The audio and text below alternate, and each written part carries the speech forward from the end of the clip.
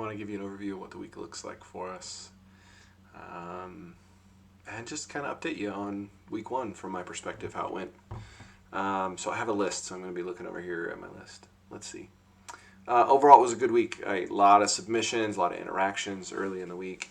There wasn't as much activity later in the week. It's Saturday about 12:10.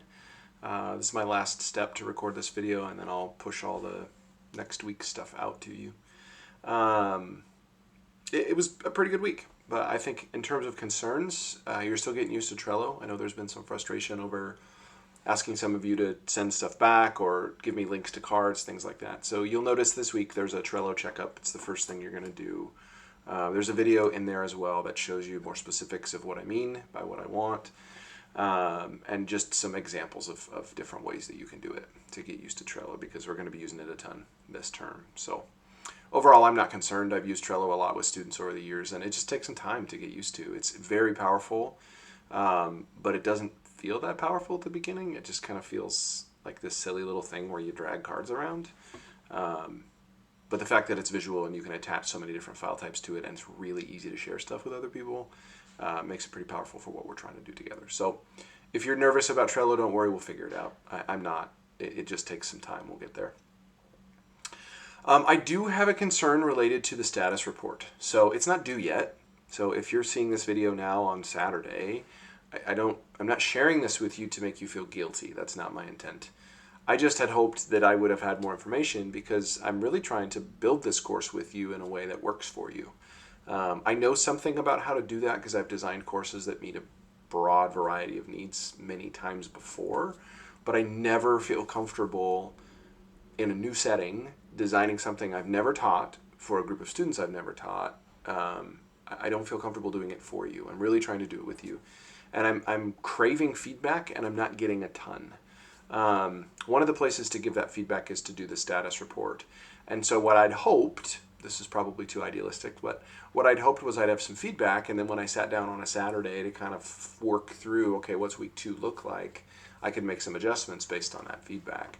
But I really only had one piece of feedback on the status report itself. Some of you have interacted with me over email and over messaging in Canvas, so it's not like it's just this one piece of feedback. But on the status report, there were some pretty specific questions that I asked. I wanted to know if you could do the week's work with confidence. I care a lot about your confidence. And if you don't feel confident you can do it, that tells me I'm not doing enough for you. So I care a lot about that, and your stories help me understand what you mean. And then I want to know if it felt purposeful. I'm really trying to eliminate busy work and give you what you need to be successful. And if I didn't hit that mark, I need to know so I can make some adjustments.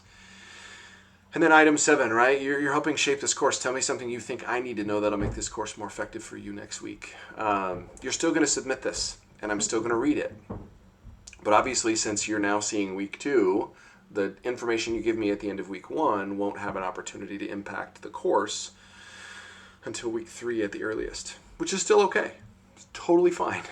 But it's not as quick a turnaround time as I was kind of hoping. So again, maybe I was just unrealistic in expecting you to give me that much feedback that quickly. The reason I'm even saying this right now is just to encourage you that I really want to know what you think and how it's going for you, so that I can make adjustments I need to make. And then that last item, item 8, is how many hours did you spend on the course this week?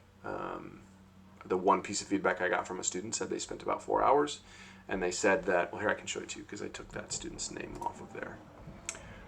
They said a 4, and I think it was out of 5. So the first question, could do the work with confidence. They said a 4 out of 5.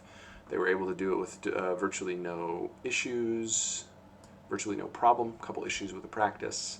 5 out of 5 on purposeful. It was a review from last quarter, so that's good. I feel like this is the first time I've had the opportunity to do that in a math class. It was nice to have time to review and really learn the material. So that's good, but it's only one student, right? That does not necessarily represent your perspective. So I want to know your perspective. That helps me know how to make changes. And then overall positive comments from this student. So please, please, please share your thoughts with me on that. Checking my list, what else did I want to share with you? Oh, just in that, there's lots of places you can put that information. The status report is one place where I'm going to ask. An email always works. Just email me. It's matthew.green@sfcc.spokane.edu. Just send me an email. Tell me if something's not working.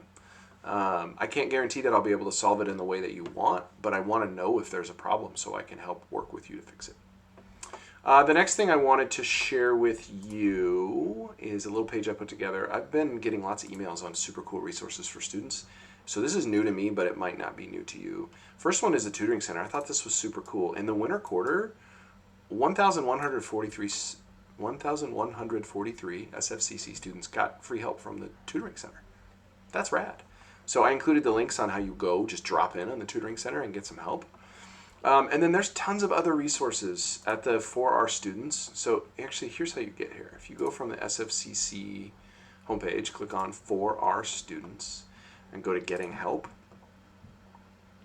There's the tutoring information that I just shared with you that you can get to. But if you keep scrolling down, there's information about support for mental health and community engagement, libraries, student life. There's really awesome resources here for you that are part of the fee you're paying to attend this institution. So take advantage of those things. Knowing that they're there and spending a little bit of time with those, oh my goodness, I am absolutely one of those people that thinks asking for help is a sign of strength. And so I want to encourage you to do that. I really think that'll be helpful for you. There are other videos this week you'll see as you go through the additional items. This week is focused on really an opportunity for you to show what you know. That doesn't mean the learning stops. It's not like week 1 you learned dimensional analysis and then week 2 you're just showing you know it. The learning continues. And these activities, a couple projects and a performance assessment, are designed to encourage the learning to continue. So if you're still feeling not quite confident coming out of week 1, don't worry. You're going to get to keep practicing. And as always, reach out if you need some help. Hope you have a great week. Don't hesitate to contact me. Have I said that enough? I mean it. Please contact me.